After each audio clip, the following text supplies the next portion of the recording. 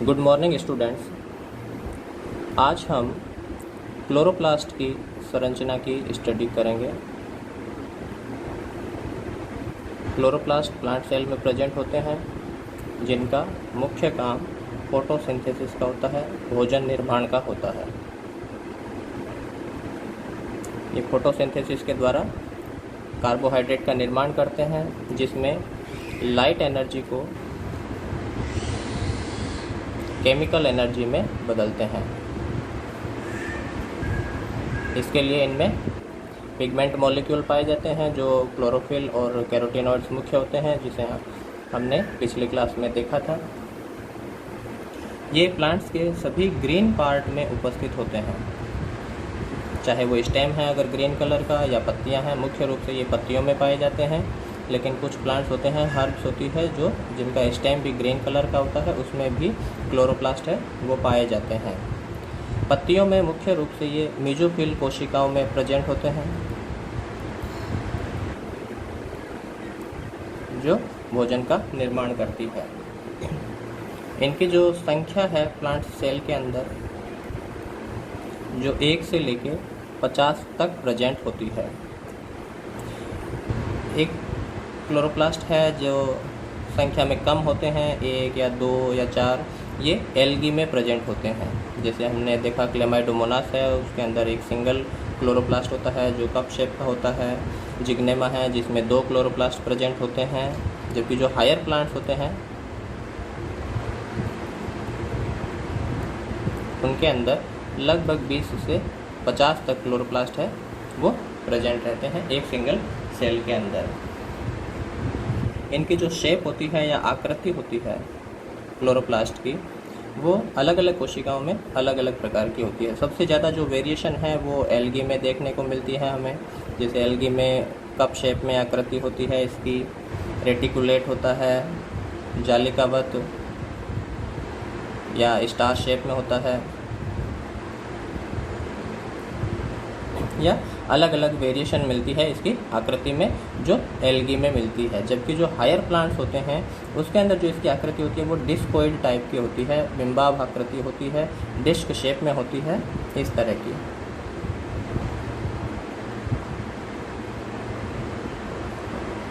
ठीक है, जो हायर प्लांट्स के अंदर इस तरह की आकृति मिलती है, या एल्गी में भी कारा है उसके अंदर ये डिस्कोइड शेप में प्रेजेंट होता है।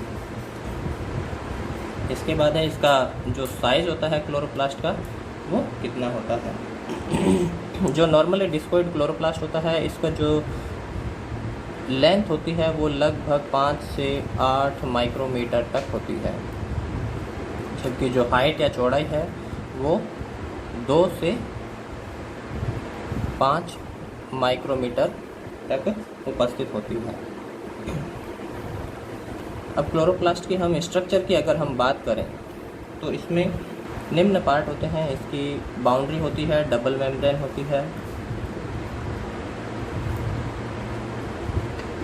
डबल मेम्ब्रेन के अंदर का जो भाग होता है उस भाग को हम स्ट्रोमा भाग कहते हैं। स्ट्रोमा के अंदर अनेक मेम्ब्रेन सिस्टम प्रेजेंट होते हैं, जिन्हें ग्रेना या ग्रेनम बोलते हैं। इसके अलावा इसका खुद का इसमें डीएनए प्रेजेंट होता है, जिसे हमने पढ़ा था कि ये सेमी ऑटोनोमस ऑर्गेनेल्स होते हैं जो प्रोटीन की सिंथेसिस करते हैं, तो इनमें राइबोसोम भी पाए जाते हैं। इसके अलावा फोटोसिंथेसिस से रिलेटेड एंजाइम्स, प्रोटीन्स उपस्थित होते हैं इसके स्ट्रोमा भाग में। अब हम क्लोरोप्लास्ट की स्ट्रक्चर देखते हैं।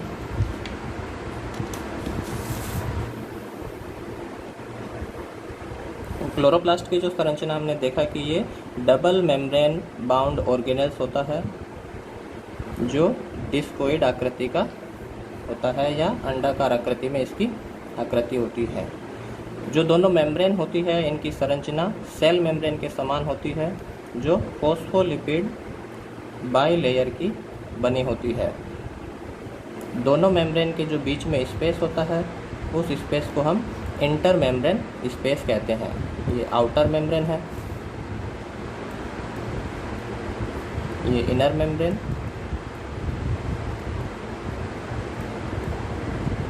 और इनके बीच में जो स्पेस है वो इंटर मेम्ब्रेन स्पेस होता है। दोनों मेम्ब्रेन की जो संरचना है वो सेल मेम्ब्रेन के समान ही होती है, लेकिन इनमें थोड़ा बेसिक डिफरेंस होता है कि आउटर मेम्ब्रेन की जो परमिएबिलिटी होती है वो ज़्यादा होती है। ये स्मॉल मॉलिक्यूल्स व आयंस के प्रति कंप्लीटली परमिएबल होती है, क्योंकि इसकी मेम्ब्रेन के अंदर चैनल प्रोटीन बैरल शेप के प्रेजेंट होते हैं जो एक कंटिन्यूअस चैनल का निर्माण करते हैं।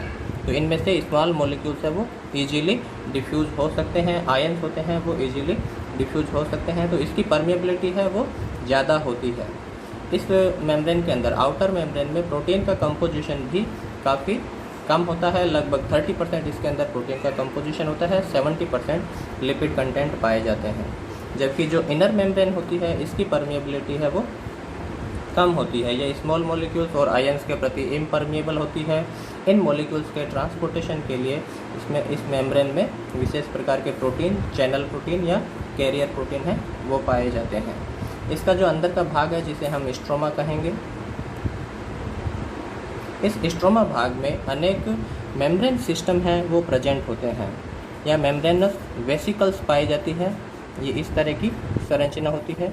इस एक संरचना को हम थाइलेकोइड्स कहते हैं। इस तरह की अनेक थाइलेकोइड मेम्ब्रेनस संरचनाएं एक दूसरे के ऊपर स्टैकिंग के रूप में प्रेजेंट रहती है। अनेक थाइलेकोइड्स होती है वो एक दूसरे के ऊपर स्टैकिंग के रूप में पाई जाती है। ऐसी क्लोरोप्लास्ट के अंदर अनेक संरचनाएं प्रेजेंट होती है। इस एक संरचना को हम ग्रेना कहते हैं, इसको ग्रेनम कहते हैं हम, और प्लूरली हम इनको ग्रेना कहेंगे। कंबाइन रूप से अनेक संरचनाएं प्रेजेंट होती है, उन्हें हम ग्रेना कहेंगे। एक संरचना को ग्रेनम कहते हैं। दो तीन ऐसी तरह से जो ग्रेना होते हैं उनको आपस में जोड़ने के लिए भी मेम्ब्रेन थाइलेकोइड वेसिकल्स पाई जाती है, जिन्हें हम स्ट्रोमा थाइलेकोइड्स कहते हैं।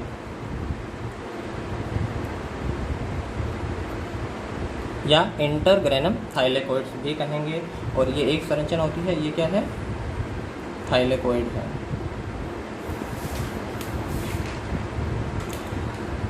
क्लोरोप्लास्ट का मुख्य काम है प्रकाश संश्लेषण करना। तो प्रकाश संश्लेषण की क्रिया हमने पढ़ रखा है कि दो भागों में विभाजित होती है। एक प्रकाशीय अभिक्रिया होती है जिसमें लाइट एनर्जी को केमिकल एनर्जी में बदला जाता है।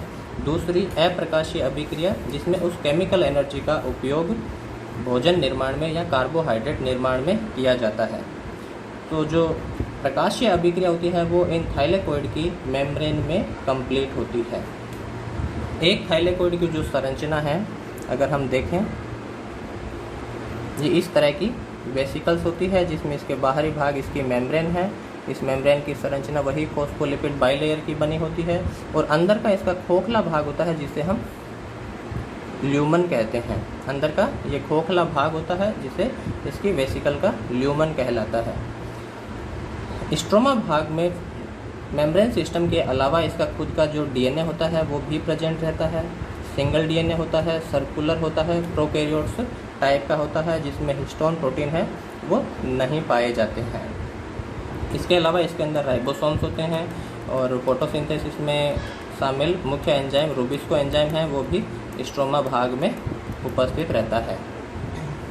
अगर हम थाइलेकोइड की संरचना की बात करें, एक वेसिकल्स की संरचना की बात करें जो मुख्य कार्य करता है फोटोसिंथेसिस की लाइट रिएक्शन में, तो इसकी संरचना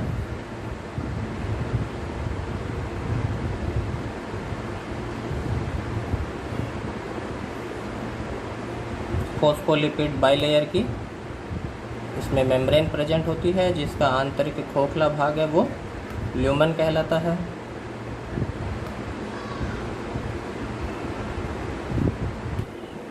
ये एक वेसिकल का अगर हम टीएस काट के देखें तो इसका आंतरिक भाग क्या है, ल्यूमन होता है। इसमें जो ये मेम्ब्रेन होती है इसकी फॉस्फोलिपिड की बाइलेयर की, इस मेम्ब्रेन के अंदर पिगमेंट मॉलिक्यूल्स है वो प्रेजेंट होते हैं।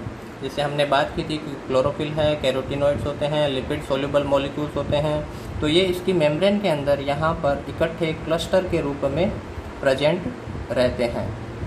इस तरीके से एक जो क्लस्टर संरचनाएं होती है, ये जो पिगमेंट मॉलिक्यूल्स होते हैं मिल के रहते हैं। लगभग 200 से 300 क्लोरोफिल अणु है वो एक साथ मिल के रहते हैं, जिन्हें हम पढ़ेंगे आगे। फोटोसिस्टम कहते हैं, फोटोसिस्टम फर्स्ट या फोटोसिस्टम सेकंड, या इनको क्वांटासोम भी कहते हैं। लाइट हार्वेस्टिंग कॉम्प्लेक्स भी इनको कहा जाता है। वो इनकी मेम्ब्रेन में उपस्थित रहते हैं, जो लाइट एनर्जी को ट्रैप करने का कार्य करते हैं। इसी तरीके से जो फोटोसिस्टम्स होते हैं वो इस तरह से मेम्ब्रेन के अंदर उपस्थित रहते हैं। साथ में कुछ प्रोटीन्स है वो भी पाए जाते हैं, जैसे फेरिडोक्सिन है, प्लास्टोसाइनिन है, प्लास्टोक्विनोन्स है, जो इलेक्ट्रॉन कैरियर का काम करते हैं। और इसके अलावा विशेष संरचनाएं जो इन थाइलेकोइड की मेम्ब्रेन में उपस्थित रहती है, वो संरचनाएं हैं ATPase enzyme F0 F1 particles. जैसा हमने माइटोकॉन्ड्रिया की क्रिस्टी में भी देख रखा है कि उसके अंदर F1 पार्टिकल्स प्रेजेंट होते हैं, जो एटीपी का निर्माण करते हैं। इसे घुंडी समान संरचनाएं होती है, जिन्हें एलिमेंट्री बॉडी भी बोलते हैं या F1 पार्टिकल कहते हैं। इसके दो भाग होते हैं। एक भाग जो मेम्ब्रेन में धंसा हुआ रहता है, इसको F0 भाग कहते हैं। दूसरा भाग जो मेम्ब्रेन से बाहर की तरफ उपस्थित रहता है, उसे F1 पार्टिकल कहते हैं। तो दोनों संरचनाएं क्योंकि क्लोरोप्लास्ट में प्रेजेंट है, इसलिए इनको CF0 CF1 पार्टिकल कहेंगे। और इनका मुख्य काम होता है एटीपी का निर्माण करना। जो ल्यूमन भाग होता है, जब फोटोसिंथेसिस की क्रिया होती है तो इसके अंदर एक तो जल का अपघटन होता है और साथ में हाइड्रोजन आयन की जो कंसंट्रेशन होती है वो इसमें इकट्ठी होती रहती है, जिसकी वजह से इसमें इलेक्ट्रोकेमिकल ग्रेडियंट क्रिएट हो जाता है और F1 पार्टिकल के द्वारा एटीपी का निर्माण होता है। तो इस तरह से क्लोरोप्लास्ट में हम देख रहे हैं कि 3 कंपार्टमेंट का निर्माण हो जाता है। इसके अंदर 3 कंपार्टमेंट का निर्माण होता है। पहला है इंटरमेम्ब्रेन स्पेस,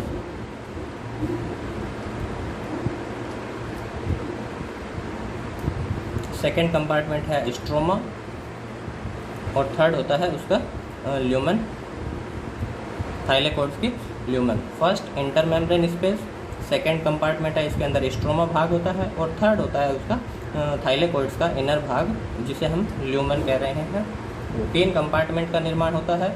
इसमें से 2 कंपार्टमेंट स्ट्रोमा भाग और ल्यूमन या इसकी जो थाइलेकोइड की मेम्ब्रेन है वो फोटोसिंथेसिस में इम्पोर्टेंट रोल प्ले करते हैं। स्ट्रोमा भाग के अंदर रूबिस्को एंजाइम उपस्थित रहता है, जो अप्रकाशीय अभिक्रिया को परफॉर्म करता है, जबकि ल्यूमन भाग या थाइलेकोइड की जो मेम्ब्रेन होती है ये लाइट रिएक्शन यहाँ पे कंप्लीट होती है। इस तरह से ये क्लोरोप्लास्ट की जो संरचना है हमने देखी। नेक्स्ट क्लास में हम माइटोकॉन्ड्रिया की स्ट्रक्चर को पढ़ेंगे। Thank you.